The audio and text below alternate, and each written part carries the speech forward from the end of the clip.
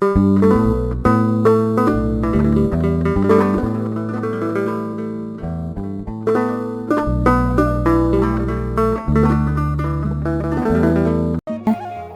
ምንድነው?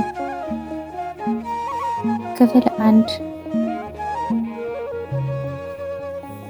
የሰው መልኩ ፍቅር ነው። እግዚአብሔር አምላክም ሰውን ከምድር አፈር አበጀው፣ በአፍንጫውም የሕይወት እስትንፋስ እፍ አለበት፣ ሰውም ሕያው ነፍስ ያለው ሆነ። ኦሪት ዘፍጥረት ምዕራፍ 2 ቁጥር 7። አምላክ ፍጥረታትን ሁሉ በ6 ቀን ተከታታይነት ፈጥሮ ስራውን ካበቃ በኋላ በመጨረሻው ላይ ከፈጠራቸው ፍጡራን ሁሉ ለየት ያለ አንድ ፍጡሩን በረቂቃን እጆቹ ሰራ። የመሬትንም ጭቃ አንስቶ ከመለኮቱ ኃይል የወጣ እስትንፋስን አሳረፈበት። በዚህ ጊዜ ሸክላው መንቀሳቀስ ጀመረና ሕይወት ያለው ልዩ አካል ሆነ። እግዚአብሔር ከሁሉ የተሰወረ ህላዊ ያለው መንፈስ ነውና ጭቃ አንስቶ ሰራን ሲባል ይህ ክንውን መንፈሳዊ አንድምታ እንዳለው መረዳት ይገባናል። በስጋ ምናብ እንደምንመስለው አፈር የማድቦልቦል አይነት ስራ ሰራ ማለት አይደለም።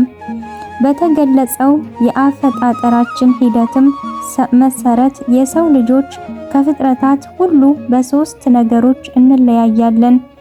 አንደኛ፣ ከሁሉ በስተመጨረሻ የተገኘን የአምላክ ሐሳብ መጠቅለያና ማረፊያ በመሆናችን እንለያለን። ሁለተኛ፣ እግዚአብሔር ፍጥረታትን ያስገኛቸው በቃሉና በአርምሞ ሲሆን እኛን ሁላችን ግን የእጁ ስራ ነን። ኢሳይያስ ምዕራፍ 64 ቁጥር 8። ሶስተኛ፣ ምድራዊ አካል አፈርና ሰማያዊ አካል የመለኮት እስትንፋስ ተዋህዶ ባህሪያችንን ገንብተዋል። እነዚህ ሶስቱ ልዩነቶችም የሰው ልጅ ከሁሉ ፍጥረታት ይልቅ በእጅጉ የከበረ ፍጡር ስለመሆኑ ያሳያሉ። በሶስተኛነት የተጠቀሰው የልዩነታችን እውነት ግን የከበርን ፍጡራን ብቻ ሳንሆን የእግዚአብሔር መልክ የተሳለብን የንጉስ ልጆች ንጉሶች እንደሆንን ያስረግጣል። እግዚአብሔርም አለ፣ ሰውን በመልካችን እንደ ምሳሌያችን እንፍጠር። ኦሪት ዘፍጥረት ምዕራፍ 1 ቁጥር 26። እግዚአብሔር በራሱ መልክ አምሳል አድርጎ ሰዎችን የፈጠረው በእስትንፋሱ በኩል ነው። ሁሉንም ፍጡራን ሲያስገኝ ከክህሎቱ ዕውቀት ወይንም ከሌላ ተፈጥሮ በመውሰድ በስልጣኑ ጥበብ ሲፈጥር፣ አዳምን ግን ያስገኘው ከራሱ ውስጥ ካለ መለኮት አካፍሎ እስትንፋሱን ነፍስ አድርጎ በመለገስ ነበር። የሰው ልጅ አርአያ አምላክ ነው ሲባል በተክለ ቁመናው በአካላዊ ገጽታውና በተፈጥሮ ቅርጹ አይደለም፣ ይልቅስ በነፍሱ ነው። ነፍሱ ከእግዚአብሔር አካል እስትንፋስ በመውጣት ሳትጎድል በእኛ ስጋ ውስጥ በማደሯ የእርሱን ረቂቅ ባህሪያት ማንነቷ አድርጋ በመያዝ ፈጣሪን የሚመስል ህልውና ይዛ ትገኛለች። ነፍስ የእግዚአብሔር ክፍል እንደመሆኗ መጠን እርሱ የሆነውን ነች። አምላክ መለኮታዊ ባህሪ እንዳለው እርሷም ከዚህ ባህሪ ተካፋይ ነች። አምላክ ረቂቅ ኃይል እንደሆነ እርሷም መንፈሳዊ አካል ነች። አምላክ በልዩ ሶስትነትና አንድነት ማንነቱ ሲገለጥ እርሷም ሶስት ባህሪያትን በአንድ አካል ላይ ሳታቀላቅልና ሳታነጣጥል ይዛለች። አምላክ የማይለወጥ አንድ ፈጣሪ እንደሆነው ነፍስም መሞት፣ መጥፋትና መቀየር የማያገኛት ጽኑ ነች። አምላክ የሁሉ አስተዳዳሪ ንጉስ እንደሆነ የንጉስ አካል ንጉስ የሆነችው ነፍስም በምድር ላይ የሚንቀሳቀሱትን ሁሉ አዳም እንዲገዛ ምክንያት ነበረች። የባህር አሳዎችንና የሰማይ ወፎችን እንስሳትንና ምድርን ሁሉ በምድር ላይ የሚንቀሳቀሱትንም ሁሉ ይግዙ። ኦሪት ዘፍጥረት ምዕራፍ 1 ቁጥር 26።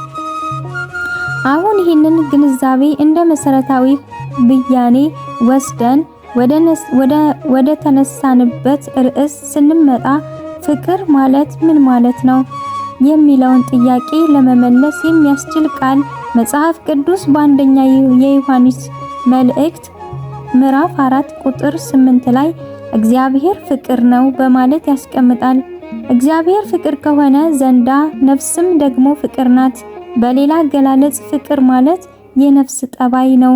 ፍቅር ማለት የሰው መለኮታዊ መልአክ ነው። ፍቅር የተሰኘውን የእግዚአብሔርነት አካል የምንማረው የምንሰለጥነውና እንደ መረጃ የምንቀበለው ግኝት ወይንም ዕውቀት አይደለም።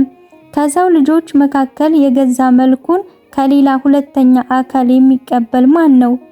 ፍቅር ስንወለድ አብሮን የሚወለድ ማንነት ነው። ፍቅር ስናድግ አብሮን የሚያድግ አካላችን ነው። ፍቅር ባለ የህይወት ዘመናችን ሁሉ ላይ የማይጠፋ የማይቆረጥ የማይለይና የማይጣል ውስጣዊ ክፍል ባህሪ ነው።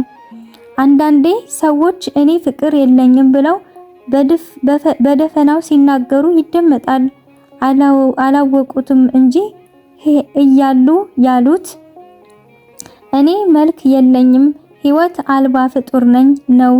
ያለ ነፍስ የተፈጠረ አንድም የሰው ዘር እንደሌለ ሁሉ ያለ ፍቅርም የተገኘ ነፍስ ሊኖር አይችልም። ፍቅርን ከህልውናው መዝገብ አውጥቶ የጣለ ብቸኛው ፍጡር ዲያብሎስ ነው። አሁን ያለንበት ዓለም የፍቅርና የጥላቻ ፍትጊያ መነሻ ሰበዙ የሚመዘዘው ከዚህ ፍጡር የአመፃ ታሪክ ላይ ነውና እስቲ ነገሩን በዝርዝር እንየው። ከሁሉ አስቀድሞ በራሱ ዓለም ይኖር የነበረው ቅዱስ እግዚአብሔር በአርምሞ ኃይል ሰማይንና ምድርን በመጀመሪያ ከፈጠረ በኋላ በቃል በመናገር ደግሞ እግዚአብሔር በፈጠረው ዓለም ላይ ብርሃን ይሁን አለ። ኦሪት ዘፍጥረት ምዕራፍ 1 ቁጥር 3።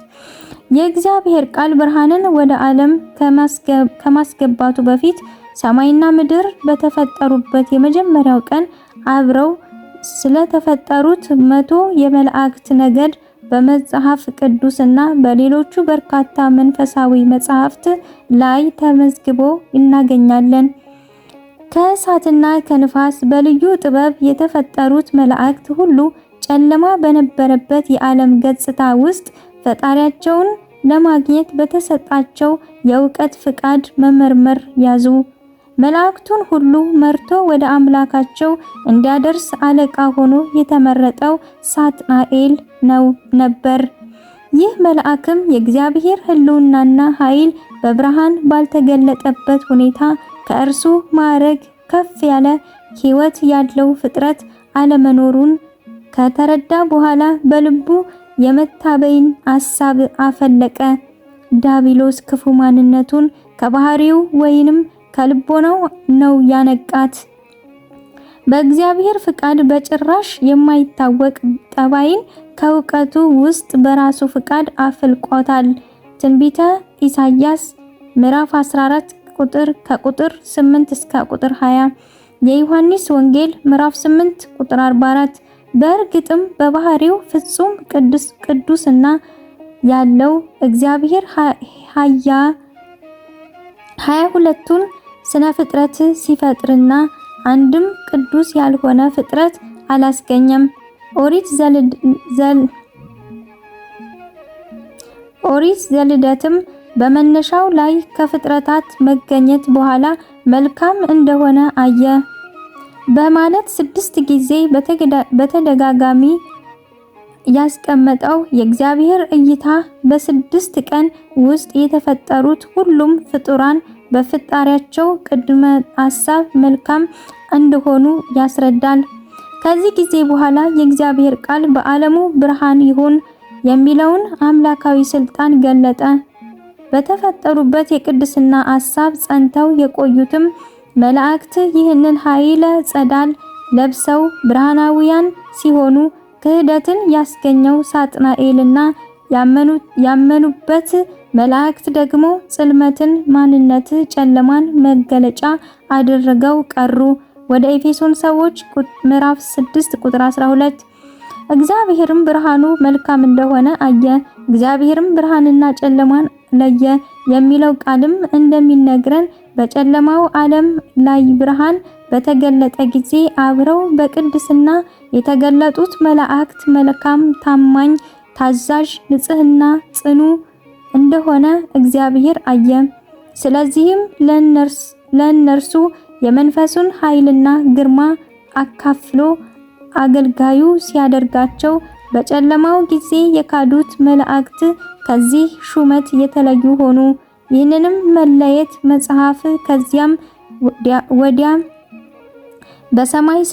በሰማይ ስፍራ አልተገኘላቸውም በማለት ይገልጻዋል።